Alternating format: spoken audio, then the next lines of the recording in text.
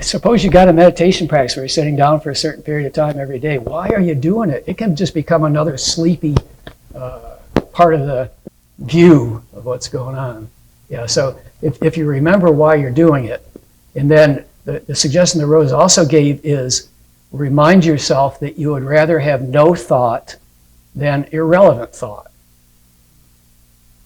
And the procedure is watch the mind. The nonprofit TAT Foundation was created in 1973 to bring spiritual seekers and finders together. We publish books, videos, and a free online newsletter. We maintain a website of spiritual resources and hold 4 spiritual retreat weekends each year. Our goal is to offer practical guidance for following a spiritual path and living a spiritual life. For more information, go to tatfoundation.org. That's tatfoundation.org. So Bob was the first one of Rose's students to have a breakthrough. And when it occurred, I thought, this is no surprise, because he had the mentality that was most like Rose's of anybody for me, any of the folks I knew.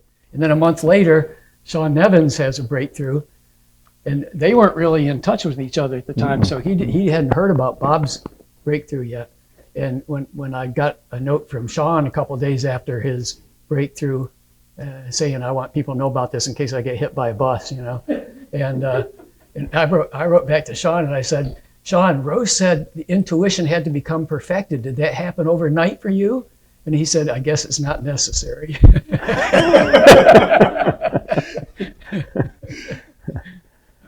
But I think intuition really is our guide, whether we're conscious of it or not. So, in terms of meditation, I've got this meditation pamphlet, which I hadn't read through in years.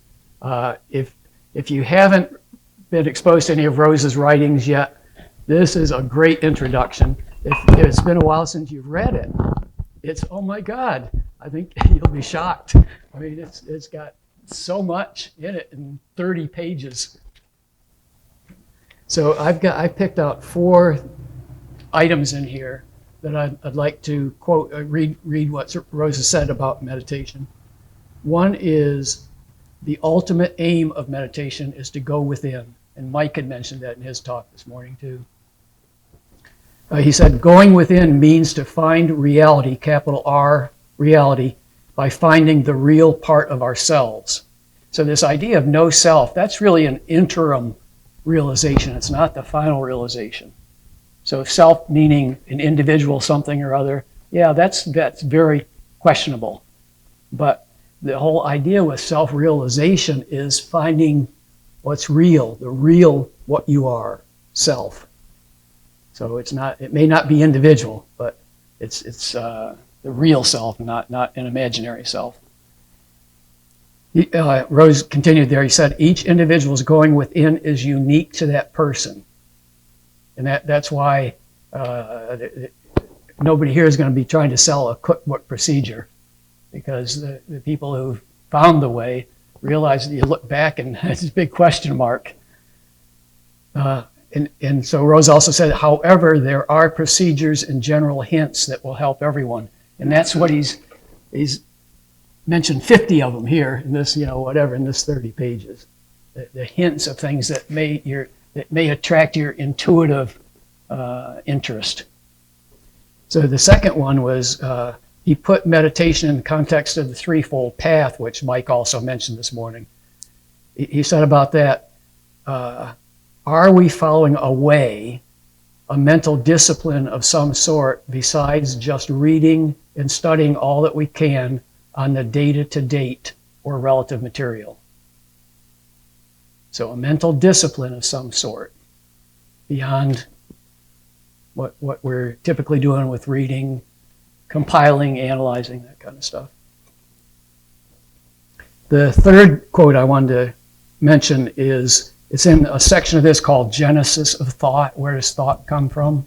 It can be a little annoying to try to get into some of the details, can't it, about the AMPP? Yeah.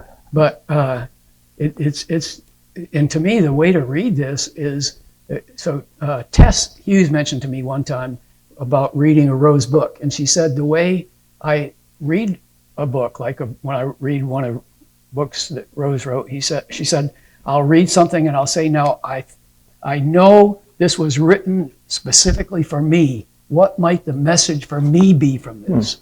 And to me, that's a brilliant way to read something where you're looking for relevant information. I was never that clever. So Rose is saying here, in this section, he's distinguishing somatic thinking from direct thinking. Here's the quote: "Let us go back now to the basic elements in thinking, the percept and the reaction." So if you're able to watch thoughts as they occur, you may have an experience like I did one time where that whole process slowed down. And I was able to both watch the thought stream as it progressed and to turn back and see what triggered the whole thought stream, to see percepts hitting the mind. Rose says, thinking in plain words is tiresome. However, this is the thinking that is sensory in nature. So most of the percepts that hit the mind have something to do with the five physical senses. And so most of our thinking is reaction to a percept of something that hits, like the tree or a thought or something like that. However, this is the thinking is sensory in nature, somatic thinking. Direct thinking does not have the same energy demand. And so what he's talking about by direct thinking, you may not have a feeling about, and I might not even have a good distinction in my own mind of what that is versus what somebody else might experience and think it is. Direct thinking does not have the same energy demand. In fact, much direct experience comes to us when the conscious mind is almost completely neutralized by fatigue, anesthetic, or the self-imposed inactivity of deep meditation. Even unconscious people have awakened from a coma or from sleep with a distinct memory of a meaningful experience. However, we note that these memories are not impressed on us with the application of energy, are easily dissipated, and unless we quickly transfer them to a conscious memory pattern or have them transferred by shock or terror, as in a nightmare, they vanish from our recollection. This does not apply only to dreams, but to many ESP experiences as well. This lack of need for heavy energy in direct perceptions and thoughts brings us to view with practicality the possibility that death and its lack of physical energy may well be a state in which direct becoming or direct awareness is possible. And so it's no accident that people through centuries of history anyway have talked about the idea of dying before you die. The fourth quote I'd like to take from here is that it's an however. So after this talk about direct thinking, not taking energy, versus somatic thinking taking so much energy. However, it takes an abundance of somatic thinking and an accumulation of an abundance of energy to propel us backward over the reverse vector, retreating from untruth. So a lot of people get to the point in their meditation practice where they realize, well, thinking is, it's not going anywhere. What I need to do is ignore thoughts and find silence or whatever it happens to be. But don't be so ready to throw away that whole side of the mental operation, the somatic thinking, the analysis, the discrimination, another bad word, right? Discrimination. Yeah. So that's what I wanted to point out about the meditation paper. Another place where Rose talked about meditation was in Psychology of the Observer. And I looked for my copy. I have a used copy that's all marked up. I have a new copy that I didn't mark up. I can't find either of them. So they either wandered away or they hid themselves somewhere. I don't know what happened to them. But the idea from Psychology of the Observer that I liked was where Rose said, the only meditation is what you devise for yourself. The best meditation is just look at yourself. Why did I do this? Or what should I do more dynamically tomorrow? That was actually, it wasn't from a Psychology Observer, that was excerpted from a Peace of Mind in Spite of Success talk that Rose gave in different places. And so the reason I pointed that out is because I didn't have the mentality to make up anything for myself in terms of my own meditation technique. So I borrowed one from Rose that he wrote about in Psychology Observer. And to break it down, it was basically there's one way for the mind to get some control over itself. And the procedure that he outlined and that I practiced for 25 years was, first of all, to remind yourself what you're looking for. Why are you sitting down to meditate or walking to meditate or whatever you're doing? Remind yourself of what you're looking for. To me, the direct way to do that was I could feel my longing. It seemed to be very close to the surface for me, for what I longed for, even when I didn't have the words for it. But I think it also helped after I found words that I thought that fit the longing. But so suppose you got a meditation practice where you're sitting down for a certain period of time every day. Why are you doing it? It can just become another sleepy part of the view of what's going on. Yeah, so if you remember why you're doing it, and then the suggestion that Rose also gave is remind yourself that you would rather have no thought than irrelevant thought. And the procedure is watch the mind. And so what you're most likely to see in the beginning is the thought stream. And so you watch the thought stream. And I read or heard a year ago that in England, they're teaching high school kids mindfulness meditation. And they do it in terms of you're at the bus stop, you're watching for a bus to come. If the bus that pulls in looks like it's going in your direction, you get on the bus. If you get on the bus and it turns out it's not going in your direction, you get off the bus at the next bus stop. So to me, this idea of watching the thought stream until enough of it appears that you have a feeling for whether it's relevant to what you're looking for or not. And to me, it was it's not sophisticated concept of doing that. It's like, well, if the thoughts are coming in on what's for dinner, I know that's not really relevant. You don't fight it. You don't try to substitute a mantra for it or whatever. You just politely say, well, now that's important, but I've got something else more important at the moment. I'll get back to you later. It's a procrastination technique. And who isn't good at procrastination? You know? So meditation, using that kind of approach, is the simplest thing and the thing we're so well designed to do anyway. So yeah, that's basically it. And also Rose said, when you're able to turn your internal head, this internal head, away from what you're seeing, whenever you wish, without any inability to continue thinking. In other words, you turn your head away from it, but then you watch what I think it was Tolle called the mouse hole, where thoughts come out of. Yeah. You watch the mouse hole to see what thought stream is going to come out next. And so Rose said, when you're able to do that without any inability to continue thinking, you're halfway home. So that's my sales pitch for the meditation paper and Psychology of the Observer. Yeah, you touched on a lot of good points there, Art. So I hadn't read the meditation paper in many, many years. In fact, I rarely read anything by Rose. I kind of stopped reading and listening to lecture tapes and all that for a long period of time. So in advance of this meeting, I couldn't even find my copy of the meditation paper like Art. I had good notes and markings in there, but so he sent me a Word doc that I read, and I was just amazed as I was reading it. I used to tell people if there's only one book of Richard Rose's that you ever read, it should be The Psychology of the Observer. And I think I need to update that advice and say the meditation paper. It's all in there in such a concise, quick bit of writing. When I initially met Rose, I had a number of fundamental takeaways that got reinforced early on. And one of them was that the spiritual search is about defining yourself.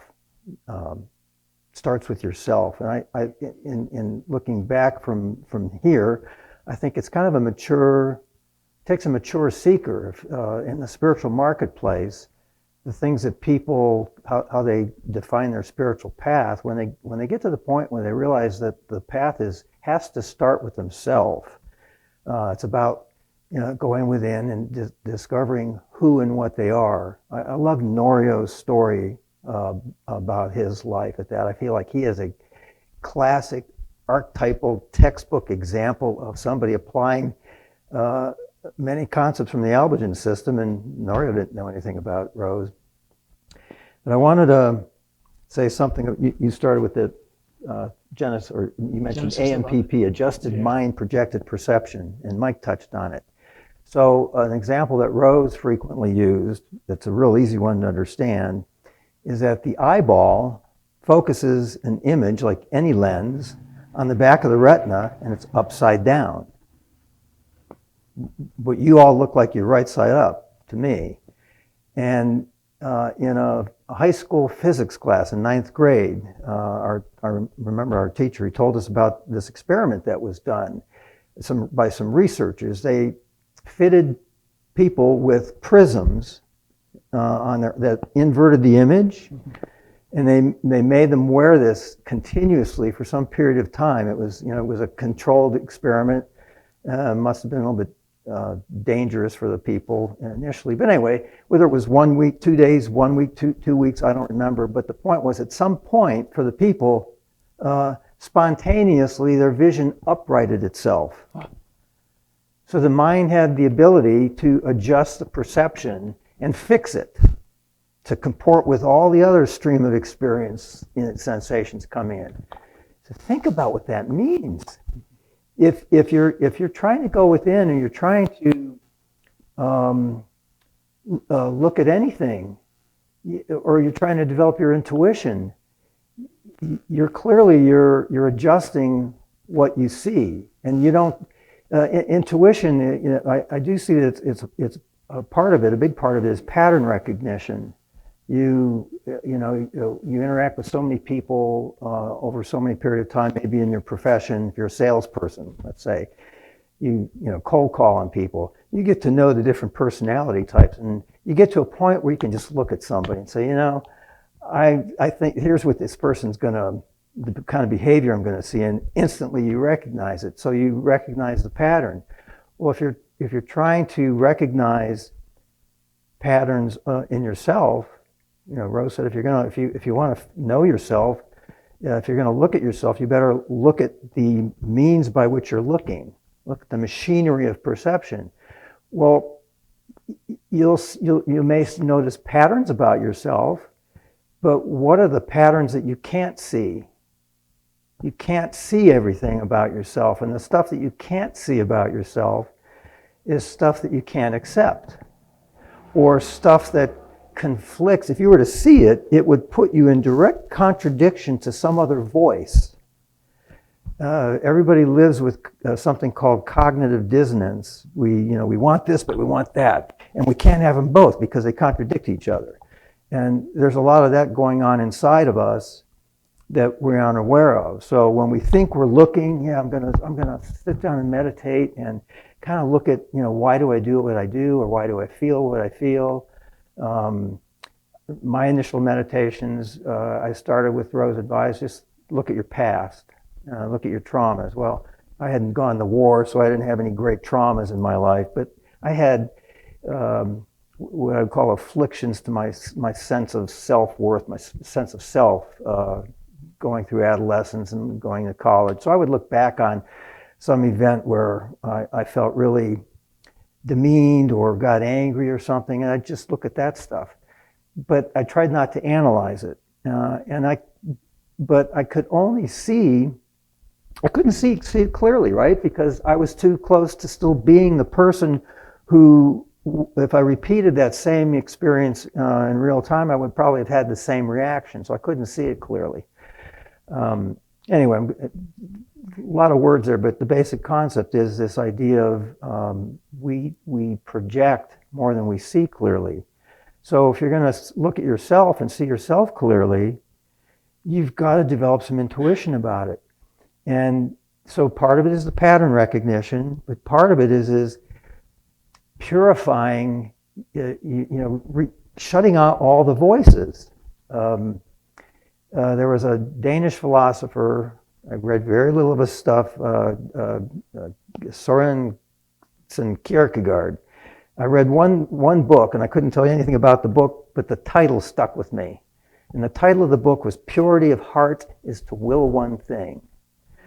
And that's kind of a good summation line right there. I don't know if he meant it that way, but I took it to mean, okay, you want to shut out the voices and the appetites, because they all skew what patterns you can see, what you look towards, and what you look away from. So that's why Rose harped on celibacy.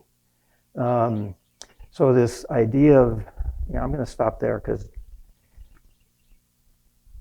I could see myself just going off on I'll just stream of consciousness sort of thinking here. I don't want to do that. Back to the meditation. So you look at all of Rose's writings. Maybe they stack up this thick, and you put that meditation paper in, and it's one little pamphlet. I met him when I was 19. I lived on and off at his house in Benwood. I spent a lot of time around him, hearing lectures and lecture tapes.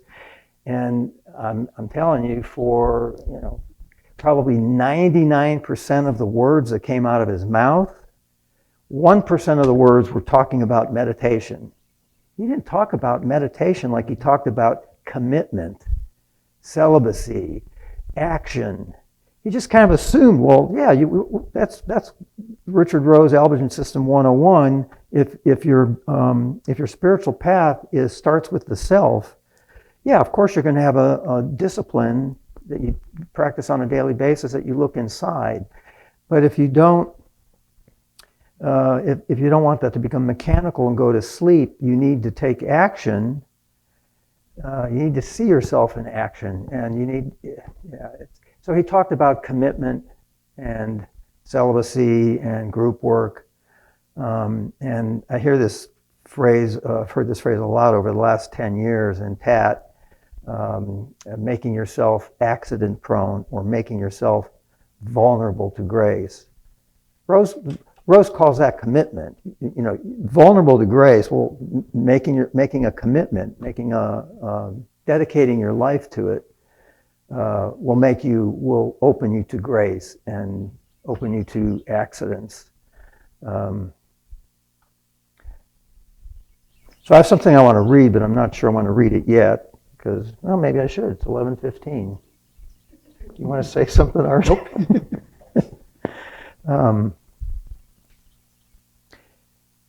Okay. So this was it's 2 pages here. This was from a Convictions and Concerns forum from 6 years ago.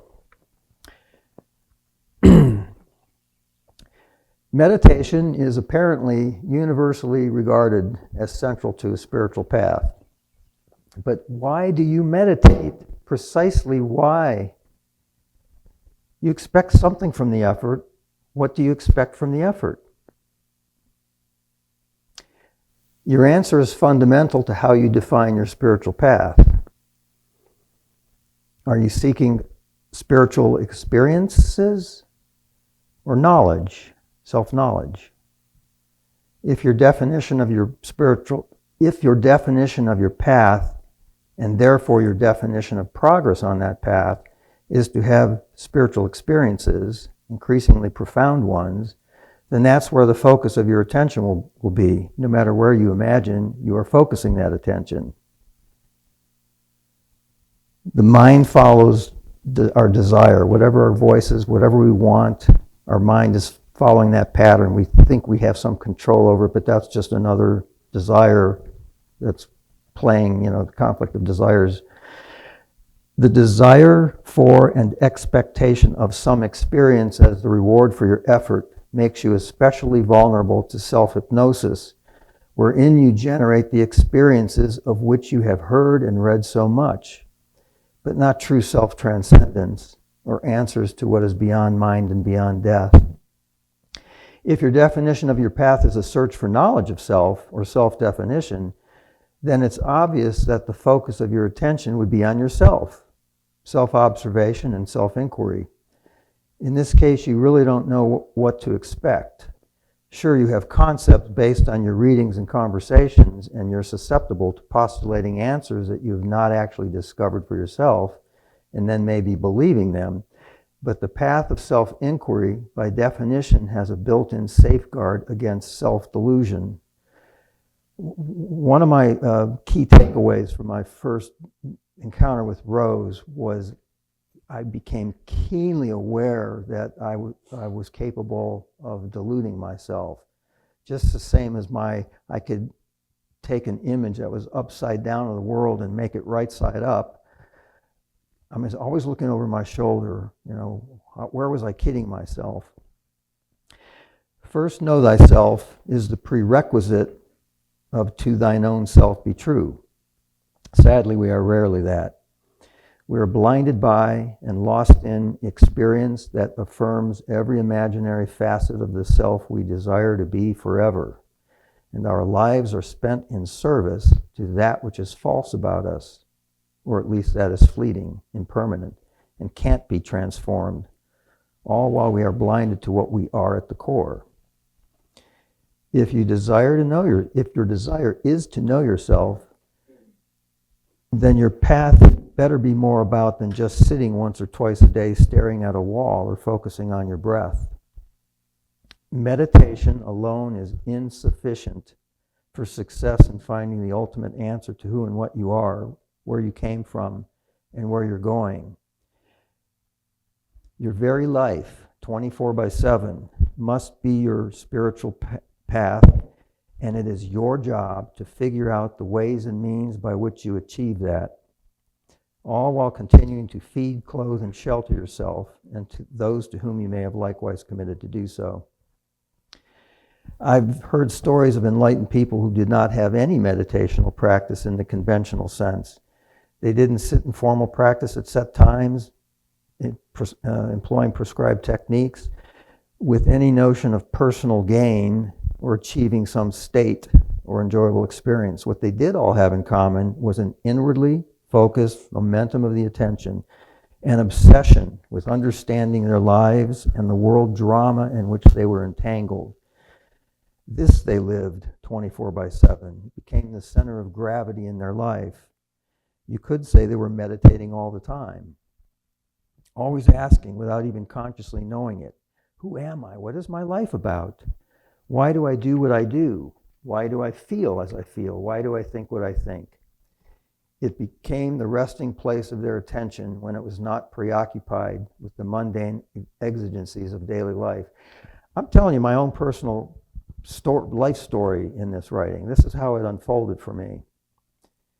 Personally, I never practiced meditation as conventionally defined, other than as a brief prelude in my sittings to relax the body and quiet my thoughts, to better concentrate on observation of myself.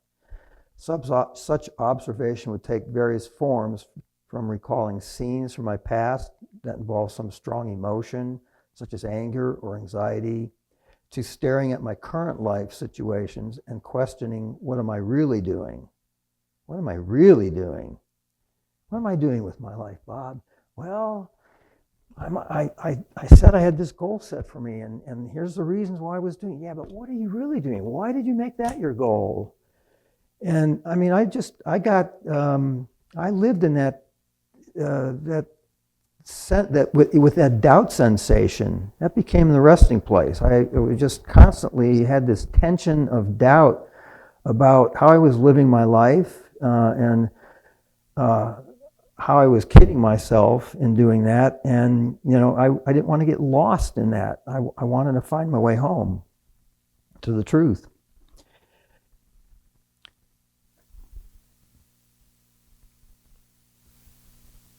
This I take to be, to staring directly, to staring at my current life situations and questioning, what am I really doing and why? To staring directly at consciousness of self. I didn't remember all those steps in the meditation paper. Honestly, that stuff kind of went over my head when I would hear it. I'd have more of an emotional summation for my own takeaway, and I'd figure out how to apply it for myself.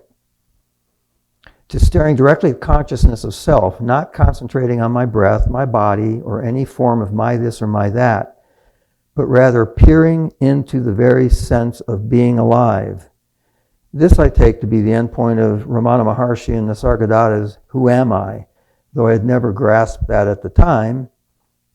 I did this while sitting, and while walking, while eating, and while falling asleep. Whenever my attention wasn't engaged in earning a paycheck, feeding the body, or hijacked by glandular-induced reveries. You talk about, a thought comes along, the bus stops, you get on the bus, and if the bus not taking you where you want to go, you get off. Well, 30 minutes might go by, and you've gone so far down a journey, you've completely lost yourself. And usually, it more often than not, that it connects back to sex. I say I did, but it would be more accurate to say that my attention was driven by the doubt sensation that had lodged in my mental throat, because Richard Rose had taught me to question and had made me aware of the mind's capacity for self-delusion. Belief is the enemy of doubt, and doubt is your best friend on your spiritual journey. And if you don't think you are deluding yourself in some way, then you are truly deluded. So this was a Convictions and Concern article, right? So my concern is that many spiritual seekers are kidding themselves about meditation. They think they are focusing their attention inward, when in fact it is focused outward on something quite external to their self, on the rhythmic lullabies of breath, or the sleep of resting in their bodies, resulting in a temporary and false remission of ego due to a temporary suspension of ego-reinforcing thought. Their focus is a selfish one on having wonderful experiences. I mean, who aims for unpleasant experiences? Everyone, the aim is to have something pleasant happen to you. They are deluded about the degree to which they control their attention and overlook how their body and their actions and external experience dictates the focus of the attention and the true vector of their mortal lives, which is one of seeking experiences and following thoughts that protect, magnify, and affirm the body-mind self. My concern is that they'll never discover what can only be found by subtraction, which only occurs by active questioning and challenging of the self they see in front of them every day, and that they avoid by looking away, and that amounts to a lousy bargain of trading easy-to-come-by, fleeting feelings of peace for permanent transcendental knowledge of capital S self. That self is made visible in one's actions. It is hidden. It's not directly exposed. One's actions reveals your ultimate self indirectly, because when you see yourself in action, it generates tension. It throws you back in on yourself, and you're a witness to this stream of experience. And at some point, there's some piece of the observation machinery. You look at past traumas, you look at 5 different versions of them, all of a sudden you recognize a pattern, and at some point you see the pattern of looking at patterns. It's like you move backwards, you're retraversing, I don't know how else to say it. So that self is made visible in one's actions. It is hidden in one's dreamy meditations. Look at what you do, not only what you think. Suspending your thoughts is not looking. Look, and you might just transcend thought. Look at the doer, look at the looker. My conviction is that it is more expedient to focus one's attention on oneself in all of its manifestations during one's waking hours, not merely when sitting cross-legged, and that the ability to do that is constrained by how one lives one's life. Hence Richard Rose's emphasis on a threefold path and the need to, quote, live the life, conservation of energy, and the need to, quote, take action beyond a meditation practice. In a nutshell, making of your life a vector, and a reverse one at that, away from untruth, which it turns out is all that is external to you. and that ultimately includes the you that comprises your current definition of self, and that amounts to nothing more than a transient experience. I mean, this life is basically an experience.